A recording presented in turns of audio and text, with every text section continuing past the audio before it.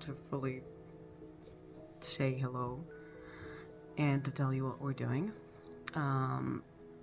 Before Christmas, I'm going on a vacation that is super freaking pretty, and I don't know how this even happened in Edinburgh. This is Edinburgh. This is the room. Don't even ask me. Don't even ask me. And we're gonna be going around Edinburgh for 3 days properly, and then another day, fine, we're gonna spend on the airport because it's a long way to go back. But basically, I'm here with my some parts of my family, and some friends, and some strangers, and it's gonna be really cool. Today, we're gonna go to, I'm pretty sure, an abbey or a chapel. Those are very different things, but my memory is completely lacking right now. And then we're gonna go around Edinburgh the entire day. So I have a lot of footage. I'm gonna have an interesting time. Yeah, I can't wait. I never thought this trip would happen in the next 15 years, so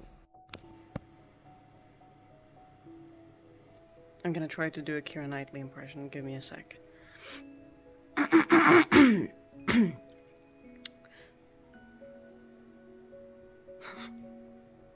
couldn't marry you. Time to pack the bag. We cannot forget the essentials. I like to have choices, okay?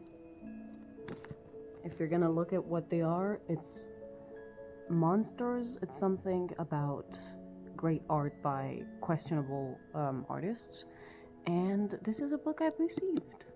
So, taking them both with me. I'll take my headphones with me because I like to dissociate and not listen to people. And a touch of perfume so I can be pretty while I'm doing that. So, yeah. Thank you very much. I also got my tarot cards with me. Yeah.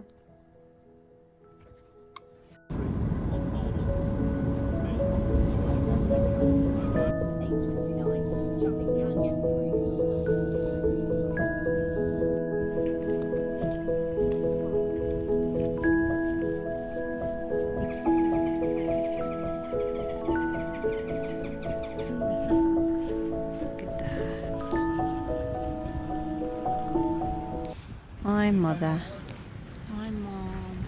Where are we, Mom? Bustling chapel.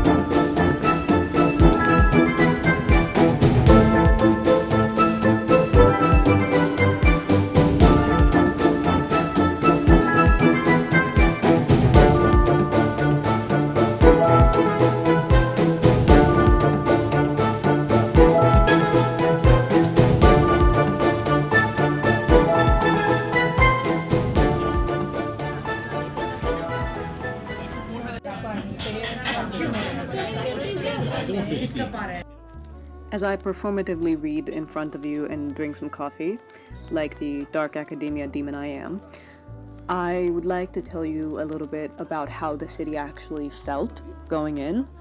Obviously, it was tremendously beautiful. The Streets were gorgeous. Everything had this old brick, and it was so dark and gloomy, but at the same time, it was this kind of haunting experience in a way, just because there was this heaviness to the air and the vibe that I couldn't shake off, but so scenic at the same time.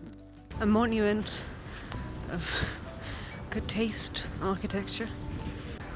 Look at that, and right there is a fancy castle. What castle was it, Mother? Edinburgh. I feel like it's a bit redundant to say, but if you like Gothic architecture, this is the place.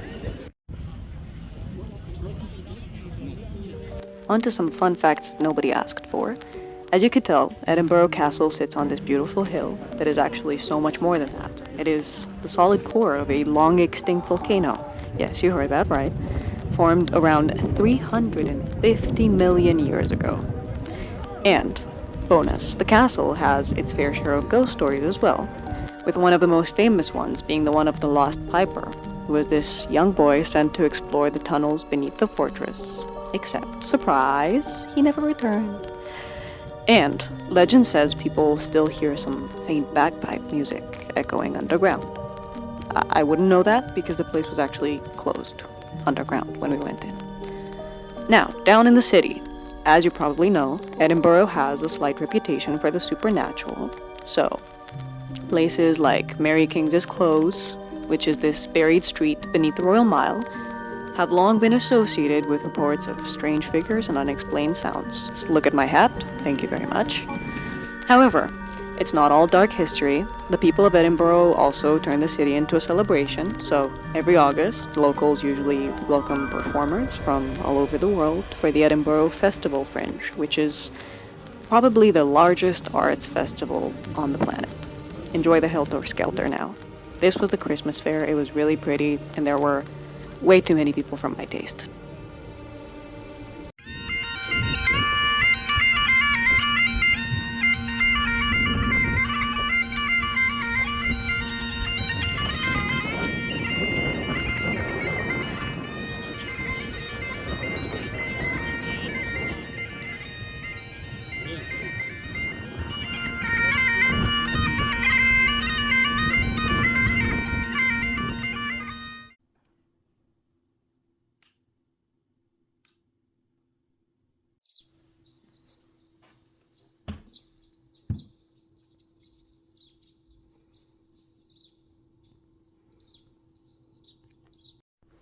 I love constantly looking like somebody's grandpa about to pick them up from school. It's a look. It really is. I'm gonna head down to get some breakfast and run again. Yay.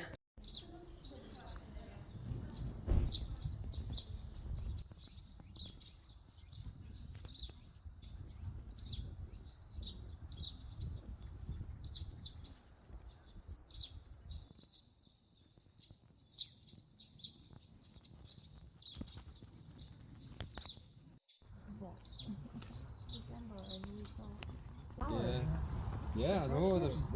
It's amazing what is actually in blossom.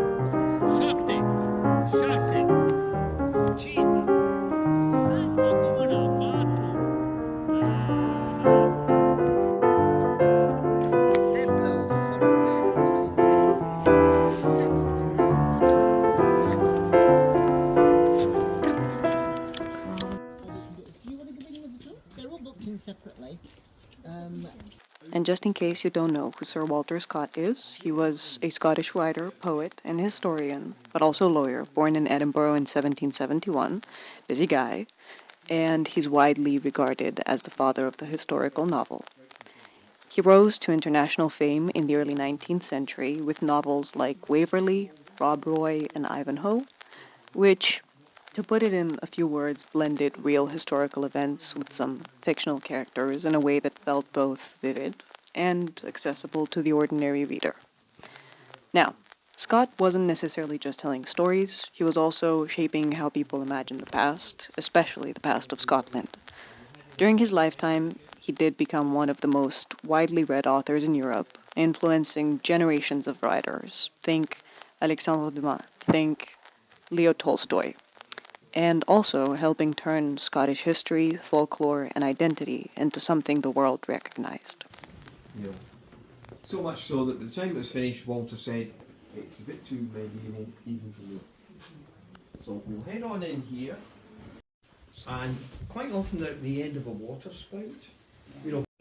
A little fun fact that the guide told us is that Walter Scott actually died in his dining room, simply because the dining room was the only space that actually had a full view of the river behind his house, and he could also hear the sound of the water, so he moved his entire bedroom over there. Look guys, it's Willem Dafoe. Chocolate's cool and dry, and they'll be fine.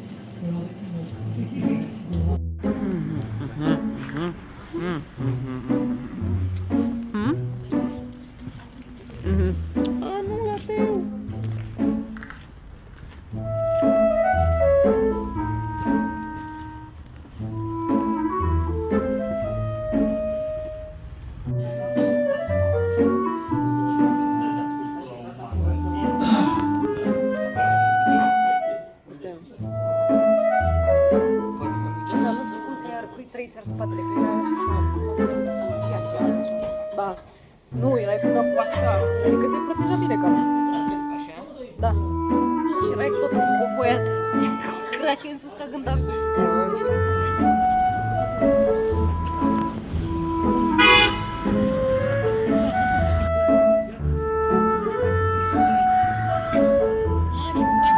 Cu una pe clanță și una pe icoană.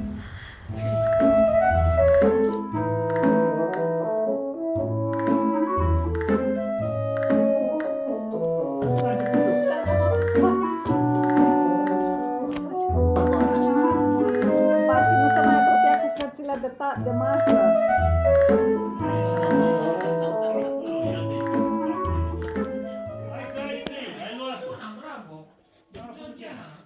Poți să ieși și cu 3 de la unul. Da, am vrut să zic, de la Georgi, tu faci cățe?